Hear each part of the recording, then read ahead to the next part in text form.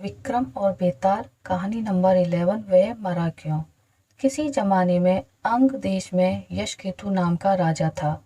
उसके दीर्घदर्शी नाम का बड़ा ही चतुर दीवान था। राजा बड़ा विलासी था। राज्य का सारा बोझ दीवान पर डालकर वह भोग में पड़ गया। दीवान को बहुत दुख हुआ। उसने देखा कि राजा के साथ सब जगह उसकी निंदा होती है, इसलिए वह तीर्थ का बहाना करके चल पड़ा। चलते चलते रास्ते में उसे एक शिव मंदिर मिला। उसी समय निशिदत्त नाम का एक सौदागर वहां आया और दीवान के पूछने पर उसने बताया कि वह सुवर्ण द्वीप में व्यापार करने जा रहा है। दीवान भी उसके साथ चल दिया।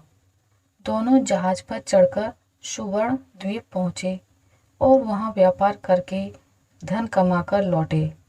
रास्ते में समुद्र में दीवान को एक कल्पवृक्ष दिखाई दिया। उसकी मोटी मोटी शाखाओं पर रत्नों से जुड़ा एक पलंग बिछा था। उस पर एक रूपवती कन्या बैठी वीणा बजा रही थी। थोड़ी देर बाद वह गायब हो गई। पेड़ भी नहीं रहा। दीवान बड़ा चकित हुआ। दीवान ने अपने नगर में लौटकर सारा हाल कह सुनाया। इस बीच इतने दिनों तक राज्य को चलाकर राजा सुधर गया था और उसने विलासिता छोड़ दी थी। दीवान की कहानी सुनकर राजा उस सुंदरी को पाने के लिए बेचैन हो उठा और राज्य का सारा काम दीवान पर सौंपकर तपस्वी का वेश बनाकर वहीं पहुंचा। पहुंचने पर उसे वही कल्पवृक्ष और वीणा बजाती कन्या दिखाई दी। उसने राजा से पूछा, तुम कौन हो? राजा ने अपना परिचय दे दिया। कन्या बोली, मैं राजा मृगांक सेन की कन्या हूँ। मृगांकवती मेरा नाम है। मेरे पिता मुझे छोड़कर ना जाने कहाँ चले गए। राजा ने उसके साथ विवाह कर लिया। कन्या ने यह शर्त रखी कि वह हर महीने के शुक्ल पक्ष और कृष्ण पक्ष की चतुर्दशी और अष्टमी को कहीं जाया करेगी और राजा उसे रोकेगा नहीं। राजा ने यह शर्त मान ली। इसके बाद कृष्ण पक्ष की चतुर्दशी आई तो राजा से पूछकर मृगांकवती वहां से चल दी। राजा भी चुपचाप पीछे पीछे चल दिया।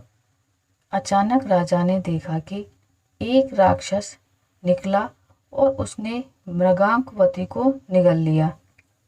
राजा को बड़ा गुस्सा आया और उसने राक्षस का सिर काट डाला।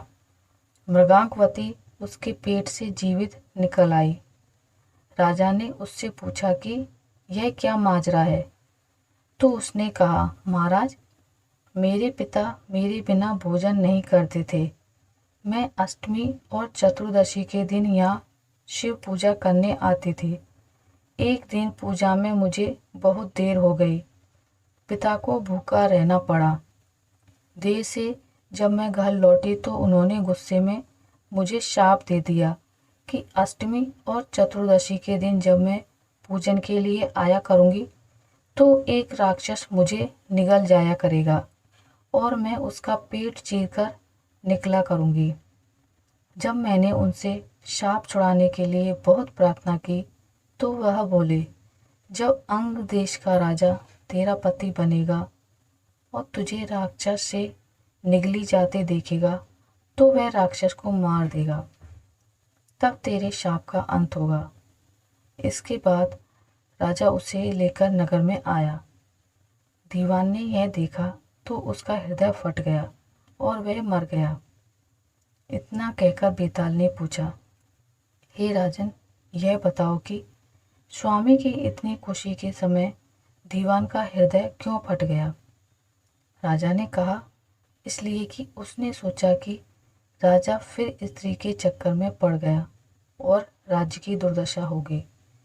राजा का इतना कहना था कि बेताल फिर पेड़ पर जा लटका। राजा ने वहां जाकर फिर उसे साथ लिया तो रास्ते में बेताल ने 12वीं कहानी सुनाई। तो दोस्तों, आपको मेरी आज की वीडियो कैसी लगी मुझे कमेंट करके ज़रूर बताइएगा। अगर आपको ये वीडियो अच्छी लगी है तो इसे लाइक करें, ज़्यादा से ज़्यादा शेयर करें और अगर आप मेरे चैनल पर नए हैं तो इसे सब्सक्राइब करना ना भूलें। मिलते हैं एक नई कहानी के साथ, तब तक के लिए नमस्कार।